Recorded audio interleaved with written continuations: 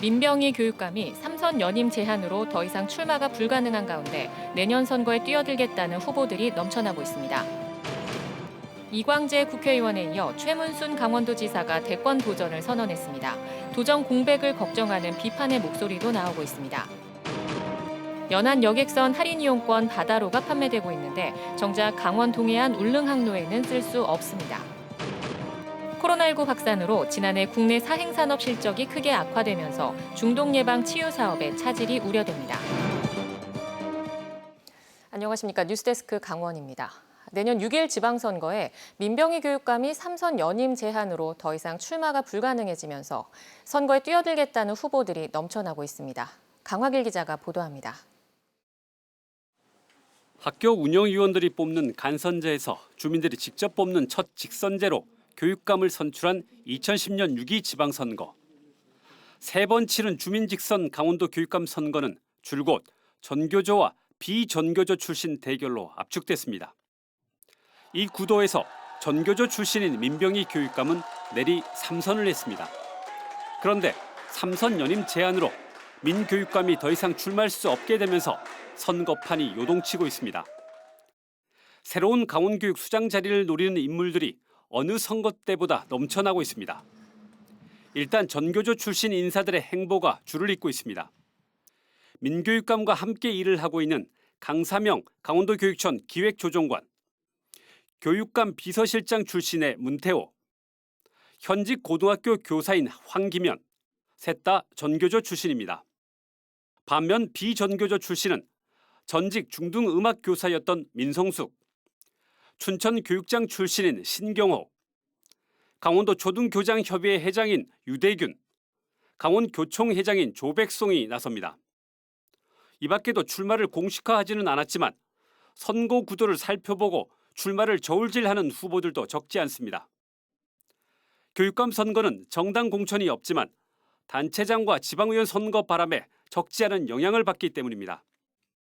더욱이 석 달 앞서 실시되는 대통령 선거가 지방선거 전체의 판도를 좌우할 수도 있어 최종 출마를 가를 변수가 되고 있습니다.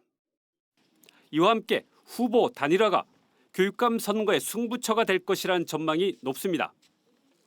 후보가 난립할 경우 어느 진영도 승리를 장담할 수 없다는 공감대가 형성돼 있기 때문입니다. 이에 따라 올해 연말까지는 비슷한 강원교육 비전을 공유한 후보들끼리의 합종연행이 본격화되면서 출마 후보들의 윤곽도 좁혀질 것으로 보입니다. MBC 뉴스 강화길입니다. 강원도에서 대선 출마자가 2명이나 나왔습니다. 이광재 국회의원에 이어 최문순 도지사도 직접 의사를 밝혔는데요. 강원도의 정치력을 높이는 계기가 될 거라는 고무적인 평가가 있는 반면 도전 공백을 걱정하는 비판의 목소리도 높습니다. 허주희 기자입니다. 최문순 도지사가 대권 도전을 선언했습니다. 국회에서 더불어민주당 경선 참가 의사를 공식 밝히기에 앞서 강원도민들에게 먼저 보고한다며 말문을 열었습니다. 특히 경선 과정에서 지역의 문제를 대선 이슈로 부각시켜 강원도를 위해 노력하겠다고 말했습니다. 지역 문제에 제가 깃발을 들겠습니다. 지역의 인구 소멸, 지역 대학들의 위기, 지역 청년들의 이탈 등의 문제를 정면으로 제기하겠습니다. 최 지사는 앞서 대선 출마를 선언한 이광재 의원이 마음에 걸렸지만 인구 3%라는 강원도의 한계를 뛰어넘기 위해 선의의 경쟁을 펼치겠다고 했습니다. 민주당내 경선 때까지는 지사직이 유지되지만 대선 준비가 본격화되면서 도정 공백 우려가 제기되고 있습니다. 당장 국회와 당에 대선 출마 의사를 전하기 위해 휴가를 이틀 냈습니다. 당내 경선이 본격화되면 도지사 자리를 비워야 할 날이 더 많아지게 됩니다. 또 최 지사를 보좌하던 비서 정무라인들도 대부분 대선 캠프로 이동하고 비서실장도 지방선거 출마를 위해 조만간 사퇴합니다. 다음 달 치러지는 당내 경선에서 떨어지면 지사직은 그대로 유지됩니다. 하지만 경선을 통과할 경우 예비 후보 등록 전에 사직해야 해 6개월 안팎 강원도정은 행정부지사 대행체제로 전환될 수밖에 없습니다. 알펜시아 문제, 강원연구원장의 공백 사태 등 강원도의 산적한 현안을 해결하지 않고 대선 출마에만 혈안되어 있는 것은 적절치 않다고 생각합니다. 국민의힘 강원도당도 레고랜드 사업과 오색 케이블카 사업 등 해결되지 않은 현안이 산적한 상황에서 대권 도전보다 도정 마무리가 우선이라고 비판했습니다.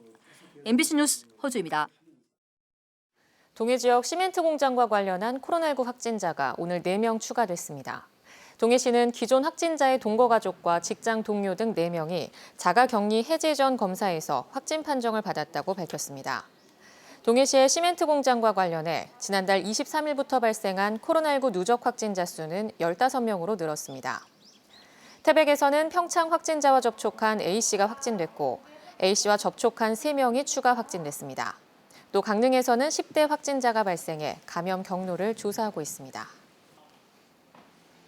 도내 코로나19 대응 8개 의료기관, 의료 방역 인력에게 하루 10,000원의 수당이 지원됩니다.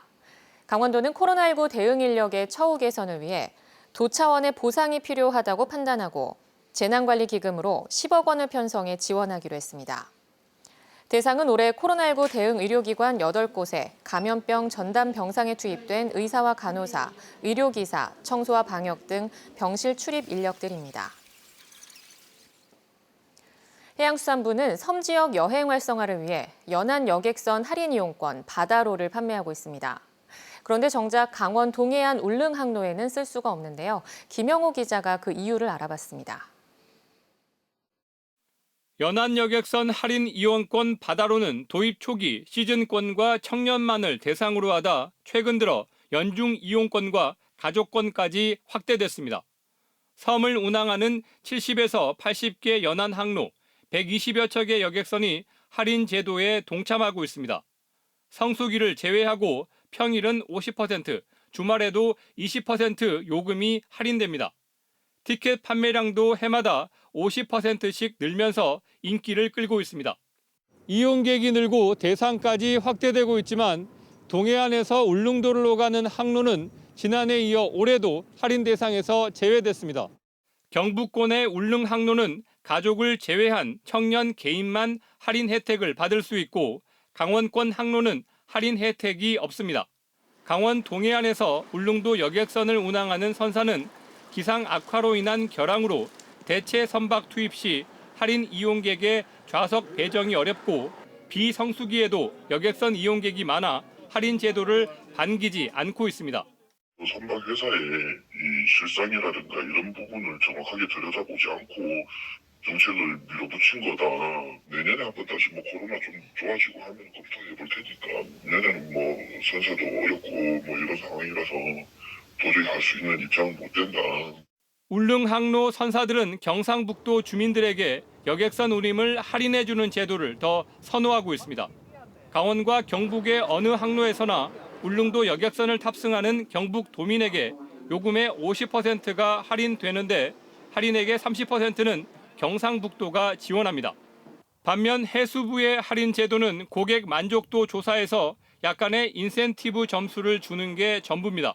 그냥 정상적인 운임을 받아도 적자가 나는데 바다를 통해 가게 되면 그만큼 더 적자가 나니까 좀 회사 사정상 참여하기가 어렵겠습니다. 작년에 그래서 올해도 역시 여전히 어렵다고 하고.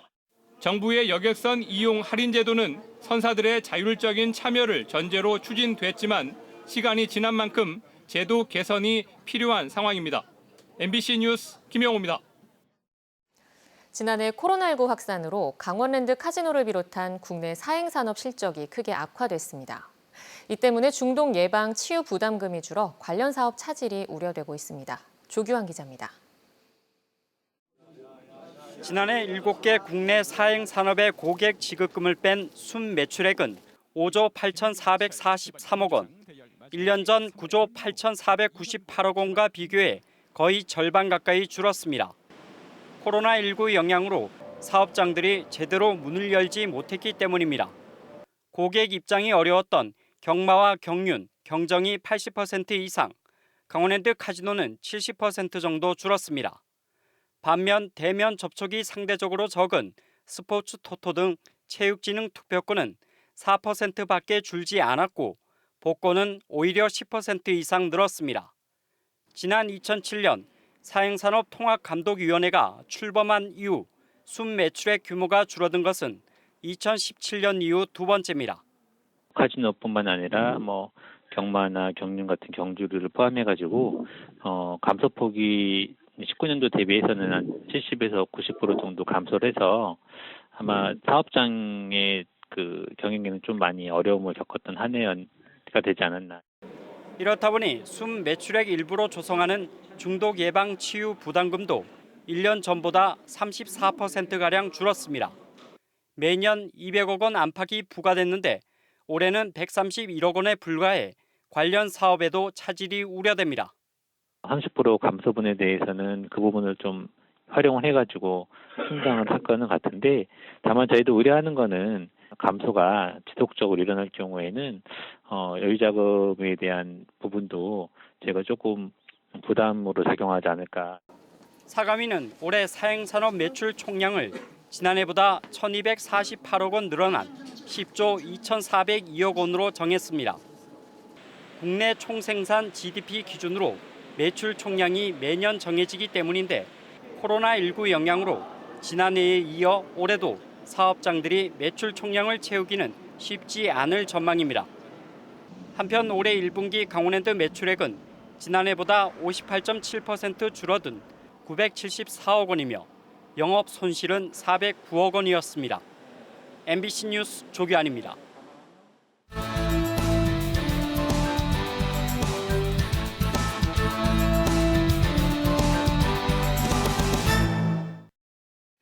고성과 속초 지역에서 오는 9일 춘천 속초 간 철도 건설 사업에 대한 설명회가 열립니다. 고성 지역은 오는 9일 오후 1시 고성군 문화원에서, 속초 지역은 오후 4시 근로자 종합복지관에서 국가철도공단과 강원도 등이 마련한 철도 건설 사업 설명회가 진행됩니다.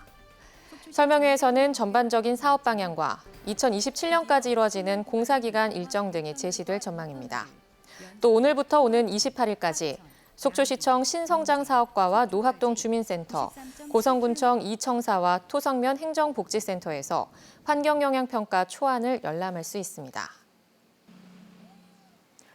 해송림 훼손 논란이 있었던 강릉시 송정동 생활형 숙박시설 건설 사업이 철회될 전망입니다. 강릉시는 사업 시행자와 업무 협약을 맺고 송정동 해송림 개발 예정 부지를 강릉시가 매입하는 대신 사업자는 교동 올림픽파크 인근에 공동주택을 건설하기로 했습니다.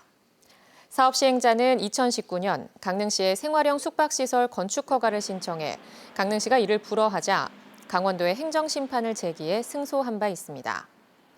이후 강릉 지역 사회단체들이 나서 해송림 보호와 경관 보호 등을 이유로 생활형 숙박시설 건립에 반대하면서 갈등을 빚어왔습니다. 강릉시가 외국인 노동자 530명을 대상으로 코로나19 9차 추적 검사를 진행한 결과 모두 음성으로 나왔습니다.